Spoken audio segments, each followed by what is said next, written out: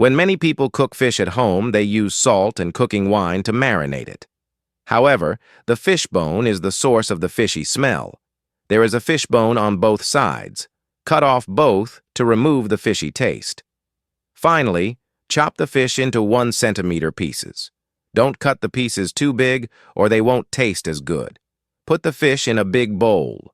Next, cut a small green onion into long pieces and slice the ginger into thin strips. Place both on the fish.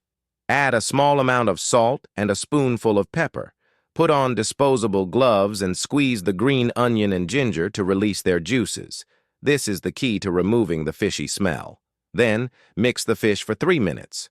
After mixing, marinate for 10 minutes. Once marinated, rinse the fish in clean water 2 to 3 times. Place the fish back in a big bowl. Now, prepare a handful of garlic and chop it. Slice the ginger into thin pieces and chop the green onion. Put them all into a small bowl. Add a spoonful of soy sauce and pour hot oil over the mixture to release the aroma. Of light soy sauce, chicken essence, pepper, white salt. Mix everything well, then pour the mixture over the fish. Stir again and marinate for another 10 minutes. While the fish is marinating, prepare the side ingredients. Take an onion, cut it in half, and use only 1/2. Cut it into big pieces and place them on a plate. Next, chop another handful of garlic and cut the ginger into small pieces. Combine them with the onion.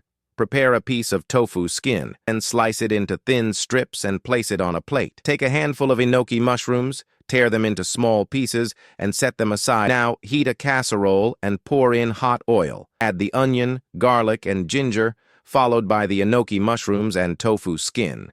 Then, arrange the marinated fish pieces one by one on top. I've shared more than 100 home-cooked recipes, but I still haven't received your like and subscribe. Finally, pour half a can of beer along the edge of the pot.